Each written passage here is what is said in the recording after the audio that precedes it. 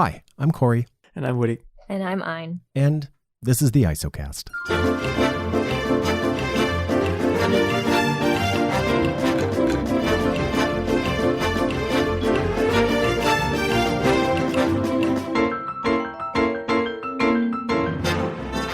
Upe. Hola.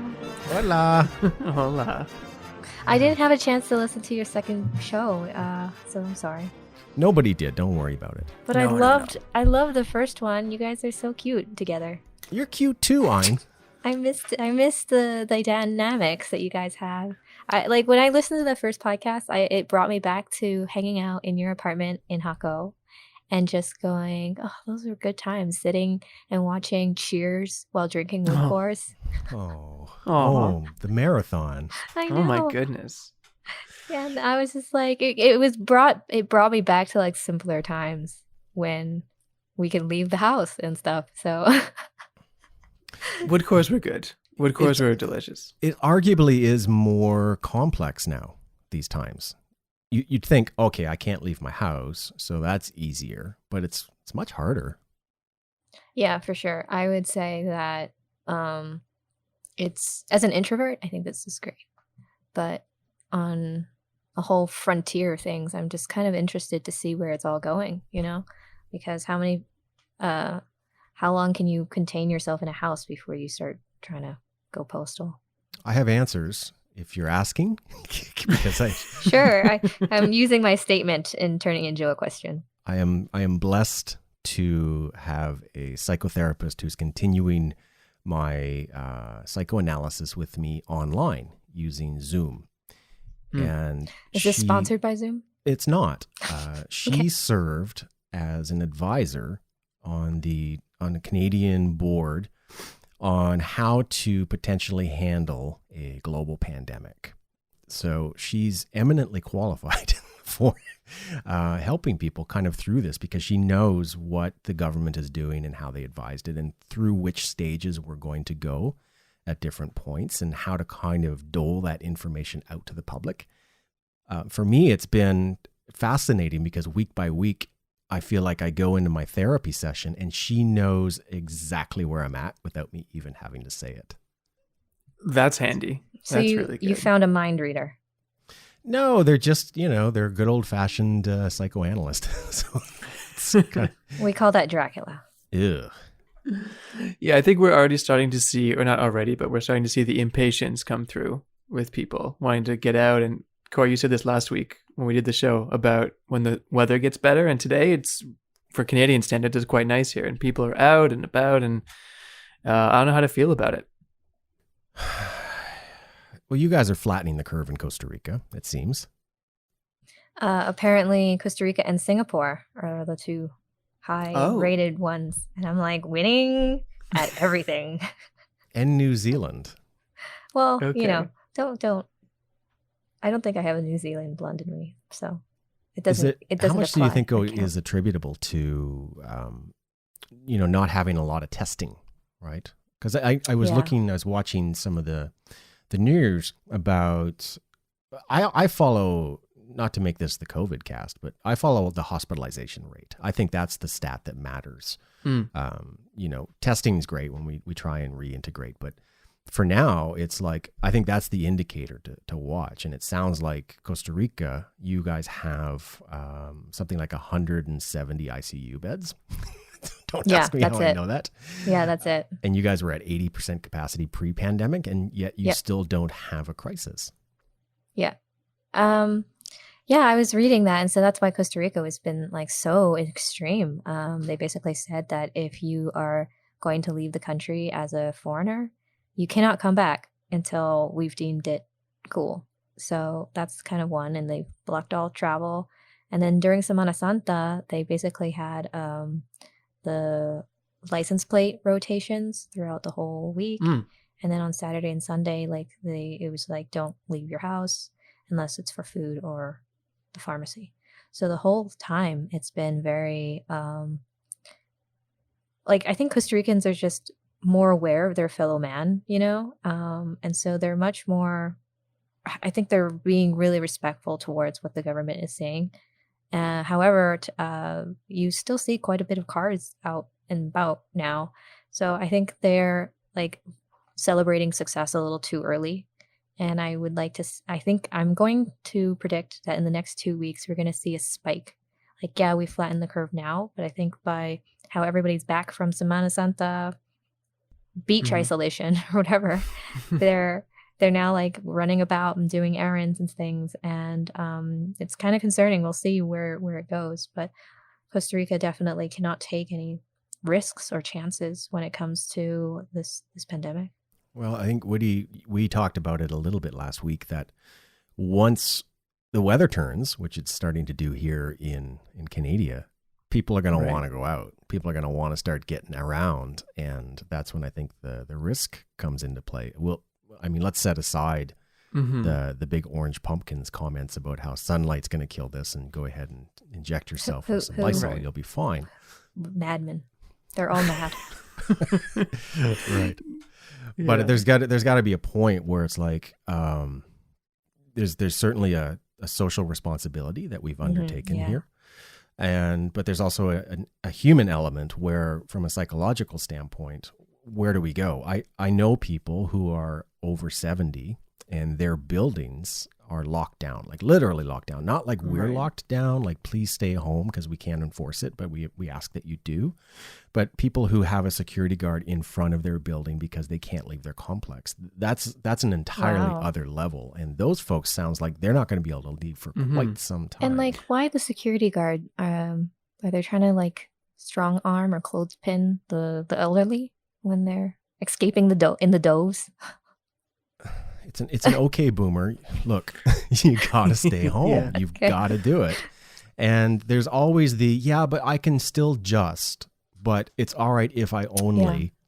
And those are the concerning parts where, my father, who's over 70, spent the first few weeks. It's like, well, I'm only going to go to the grocery store 3-4 times a week instead of the 7 days a week that I went. And now he's finally back down to 1 because I think the message is being delivered from the youths. It's definitely amped up, right? We're doing this for you. Please stay home. For sure. Right. And it's interesting to see because today was our weekly grocery shop, and we were in the car and driving, and it's interesting just as a social study to see who is out and about. And the eye test only, but what we saw is over half of the people I would peg as over 60. Those are the people that are out and walking around. So it's very interesting to see, just from a social perspective, who is out and who's walking. And it's a nice day and nobody was like crowding together, but the just argument is a good one because, of course, if your dad just does that, it's fine. But if everybody thinks the same way, obviously that's when problems can arise, right? Yeah, and then when it comes to the grocery store, like I haven't actually been in one in over 2 weeks, and I've just been ordering online and getting it delivered. So, of course, you would think that would be an easy setup, but they will give me duplicates of things I do not need of. So he gave me like 2 packs of cheddar cheese. So now I need to figure out how much cheddar cheese can one person eat in isolation, and I'm discovering quite a bit. So that's one. A lot, I think. Yeah, it's all of it. It's all gone. I had somebody put the brakes on my cheese curds because we have such good cheese curds here in Quebec, as you can imagine. And, the 2-3 bags a week that I was trying to suck down got a little out of hand because you start running around. It's like when you buy a new hammer and everything's a nail. It's like, what can I put cheese curds on? Yeah, next? That's basically where I've come to as well. I did my first brewery order yesterday, so it's supposed to come sometime later today. So a local brewery here is supposed to deliver beer to the house. So we'll see what happens. Oh, that's a godsend is what that is. I have a whole box filled with liquor that people have given me as they were leaving the country. So I don't know what to do with triple sec and whiskey. So. Ooh. Oh, well. You could do some stuff. The first thing you need is a gravity chart. And then, what is a gravity chart? Tell me more. Each liquor has a sort of a buoyancy to it. So it means you can layer different shots. Right? One of my favorites is an Irish flag. So first you need that kind of gravity chart to indicate which liquors layer over which, and you pour them into the shot glass over a spoon, and you can make these really beautiful like rainbow shots that are super delicious. Which is fine and all, but it's just me and the cat. Right. Well, look up what you Who can am I put trying to impress? What cheddar cheese cocktails can you make? I think that's what you want to look at. Yeah, I have a lot of gin here too. I just have a lot of things here that I'm about I want to say maybe a month away from plunging into like alcoholism, I think. The Costa Rican diet seems to lend itself well Okay. to isolation because you got your rice, you got your beans, you got your cilantro. I mean, And it all grows outside. So. is it not the perfect diet for Yeah, this it kind of is, it is. situation? Yeah. How are you coping just day to day? I mean, you live Yes. alone, right? Not to be Yeah. creepy. Yeah. Um, Hello, with a cat. internet Just strangers. you and your cat. Just to let you know. Single female alone in her apartment, waiting with bottles of alcohol. And cheese. I'm joking. Please don't come to my house. What am I doing day to day? Like I've just been working a lot, and I'm starting a new project. I've taken up Mandarin, so I've been trying to learn how to speak Mandarin for 15 minutes a day, and it's not really going well. I'll tell you that because it's like learning how to walk after a car crash because the symbols don't even make sense. And the tones don't even make sense. Like nothing about this language makes sense.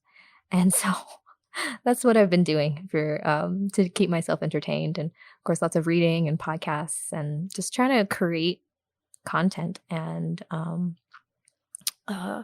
preparing for when it eventually kind of simmers down because all marketing on my marketing side of things have kind of stopped, which is fine.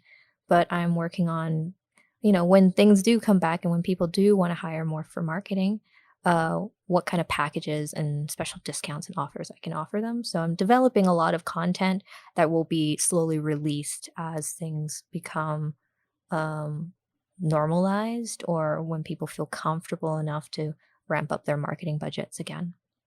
Are you finding it's hard to gauge sort of the temperature nationwide? Because you can't really go out and talk to a lot of folks because obviously in Costa Rica, tourism being whatever 5-6% of your GDP, and that's got to be a crushing blow. Yeah, I'm really worried because like how many people live already paycheck to paycheck, and so this is just going to push everything over.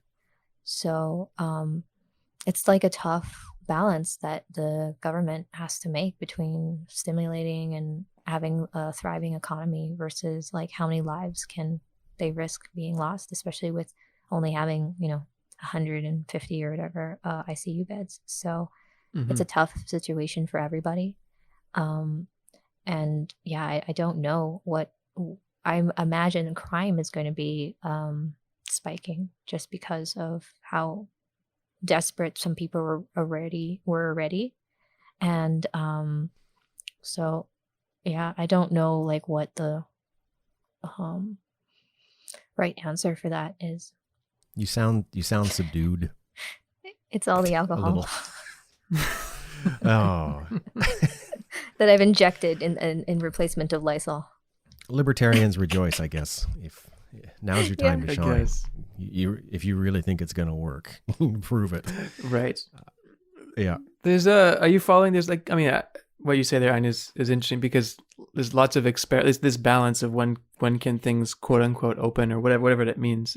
There are countries that are experimenting, and apparently, what's happening in Taiwan is really is working because their cases have dropped. But what they're doing is, I'm sure, lots of Americans and personal liberties would be against this, but they have this app in people's phones now where they track movement, and so they haven't quote unquote locked down.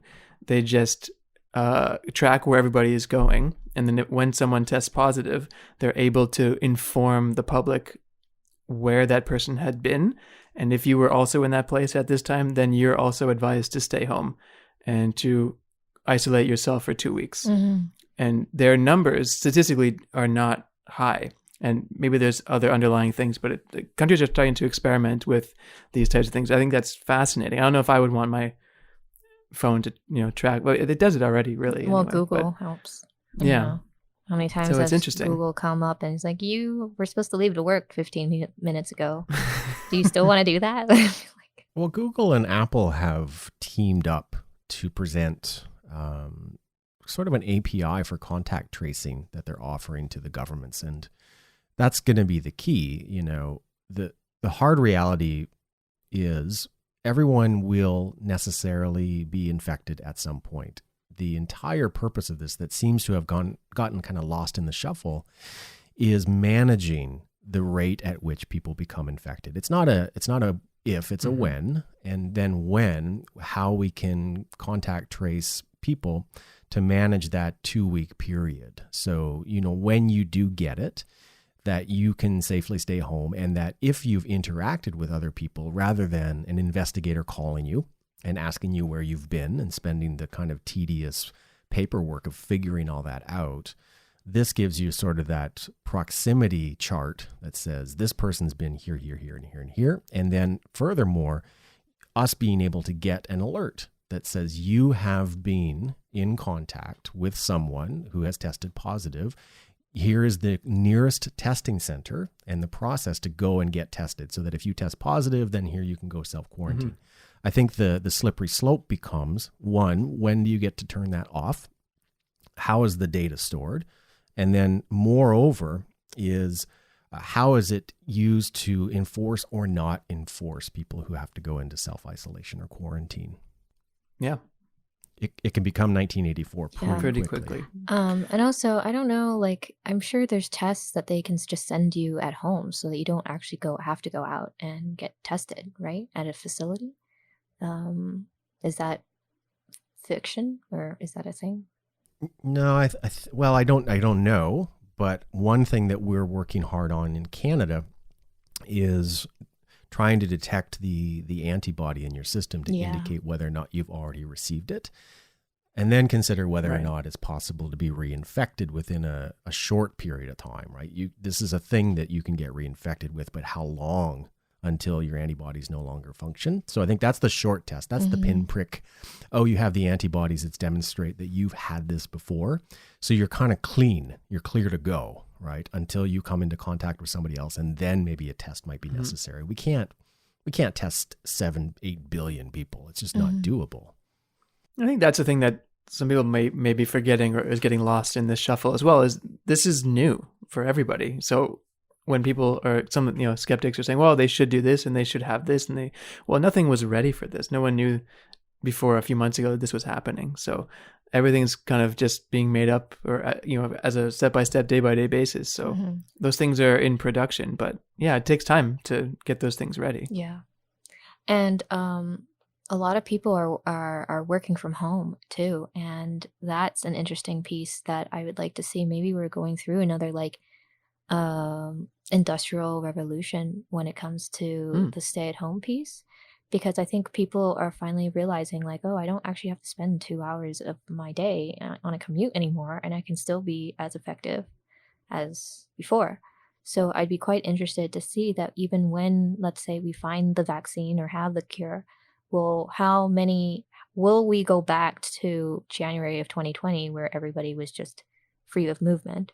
Or would we see a completely different shift where what we saw when the Industrial Revolution happened? So I think people are going to be kind of happy to be at home and working and being able to have lunch and connect with their families on a completely different level.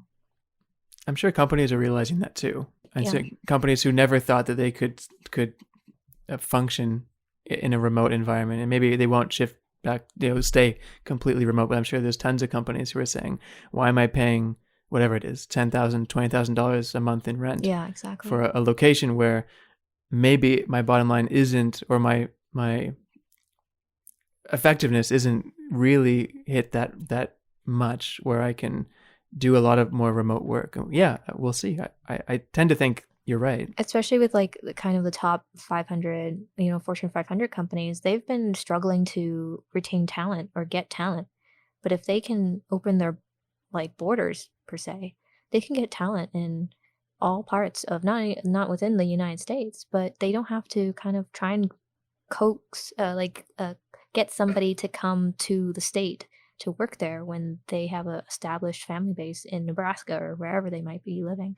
So that's going to make this, I think we're going to see a more globalized, connected world, and a productive world too, on top of that just runs a little bit better, and through a little bit of trial and error through remote work. Appreciating that what we're referring to though is knowledge workers. Yeah. And there's a ton of stuff that we do that is not, sitting down and entering stuff into a computer or talking to each other. So I think there's a huge segment that will unfortunately be restructured as demand changes. I mean, look, the global economy has collapsed. It's not a matter of, boy, I wonder what it's going to look like on the other side of this little bit of debt that we've taken on. The world now necessarily is going to be restructured. And that's going to take about 5 years, in my opinion, and some other opinions. And I think that at the end of that 5-year restructuring, I'm hoping that this gives us a chance to reprioritize what we do and what we do it for, right? So Costa Rica, I think, is a good example because they, made the commitment those many years ago toward education and healthcare and human rights. And Canada, similarly has gone down that path, and other countries maybe not so much. And I think that now the world has to restructure and reconsider what's the priority. And if health and education and wellness are that, then also the economic restructuring moves people towards more knowledge work and more service-based work as opposed to, manual labor. Like somebody's got to cut the banana down for me. That's just a fact. But the 17 people sitting in an office, making sure that the banana gets to me a certain way and in a certain condition at a certain price, maybe don't necessarily need to be 17 people, and they don't also necessarily need to be in another building consuming energy, spending money on a car to burn fossil fuels, to go to work. There's a chance the planet's going to go, dude, this is great. Keep going. Yeah. And also, keep in mind when the internet happened, businesses went out of business within, a 5-10 period of time. Like video stores were probably not as relevant when the internet happened. So we're going to see businesses that we've always thought to be tried and true going out of business, or not being able to adapt. I think this is the reason why it's so shocking now, is because the internet occurred, or the disruption of the internet occurred over like a 10-year period, whereas with the pandemic we're seeing a shift within weeks, within days. So of course naturally people are going to be like, what is happening? But as things slowly get back to a routine, I guess, I think we'll see in the next 5 years, like you said, Corey, businesses really kind of having had to like have a sink or swim sort of mentality, and it will be either going out of business or thriving and completely restructuring their business models. Right. I'm curious to see, and there's some stuff that's been floating around now, but I don't know if it can be confirmed, and we'll have to see, as you say, Corey, over the next 2, 3, maybe 5 years. But the climate change impact of whatever this transition will be, because there's some, I don't know, I want to say evidence, but there's some studies that have started with obviously a significant reduction in the pollution and effects that have been happening over the last 2 or 3 months, just because nobody's driving around and everything's shut down and factories aren't working and all these types of things.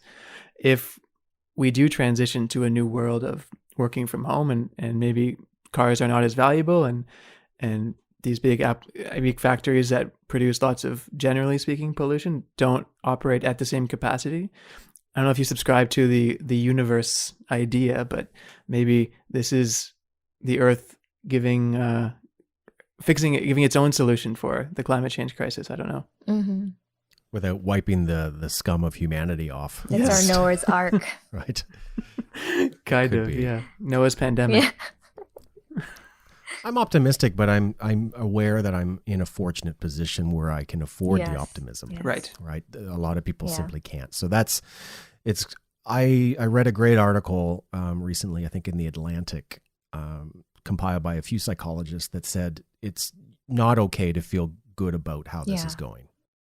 You know, those that are, sure, silver lining, we're always looking for ways that this is going to change things, and we try and make the best of a situation, but remembering that what we're trying to do is make the best of it, not look at this like this is a good thing, because for a lot of people, this is a really horrible thing. A lot of people are scared too because, like, for example, bartenders and chefs and all these people who have been kind of taken out of the workforce, they're actually coming up with really creative ways. For example, a bartender is hosting online classes on how to make your own drinks at home and things like that. So it's interesting that it's not all. It's yeah, you're right. It's you have to be very compassionate and careful of what you are saying when you are working from home, or you can even earn a living virtually. But there's also kind of like a lot of silver lining, like you said, where there's people who have physical jobs and they're out of work, but they, the power of the creative mind and innovation, they're using the skill sets that they have and translating that into a virtual setting, and seeing that kind of occur is also, it's really amazing. That's one of the highlights I would like to point out. My partner and I had that very conversation just yesterday, and how everything is going, and just kind of checking in, but also like just acknowledging that both of us are in, all things considered, the absolute, best scenario, because both of us are still working. We're both having income, and we don't need to go outside, and we're healthy, our families are healthy. So yeah, there's some anxiety just because of what's going on, but we are in that 1%, all things like best case scenario. So knowing that there's everybody else, or there's lots of people who are not in that scenario, and we can't imagine, what that would be like. Yeah. None of us have a litter of kids also either that we're trying to work around, work with, educate.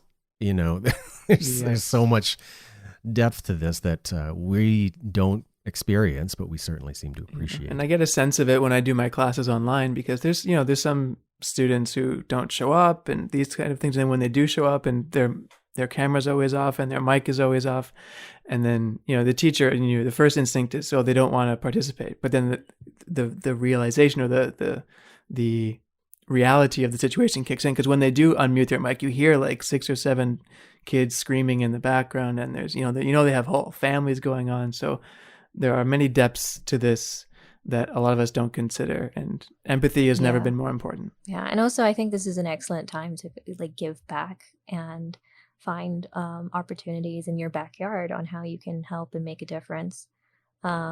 Because you can't save the world, but if you can help one person, or somebody that who might be struggling, and I think that can also help a lot with what we're dealing with. Have you seen anything in Costa Rica pop up, like new, like what you're talking about, new foundations or new GoFundMes or something? I haven't something Tico? Been too hyper focused on the news, to be honest with you. I've been trying to focus on being proactive and what I can do, but because sometimes the news is great to be informed, but then there's a lot of things that's like out of your control, and to keep like a sane mind, there's only so much I can take before I'm like, all right, this is stressing me out. I've reduced my news consumption considerably again. We've done the gather around the CBC at 9 and watch the National, but even then, it's the news is pretty redundant at this stage. And I've heard, and I kind of subscribe to this idea that whatever you really, really, really need to know, you will find out. Like you don't have to worry about staying on top of things. And my therapist is always about what can you control right now? Exactly. What can you do for yourself, and what can you do for others? So we're doing some food drop off, donating to the local food banks is a big help. So there's a couple ways that even in isolation we can make a difference. Yeah, I've been donating as well. So make masks, start sewing. I don't I at one point when I was like 12 or 13, I did like the DIY thing and made my own clothes. I don't know how to sew. Well, there's some great YouTube videos. Walking around the street with like half ripped jeans. You can learn to sew in Mandarin. Okay. All right. Well, this has been the ISOcast. I'm Corey. And I'm Woody. And I'm Ein. Stay safe, everyone.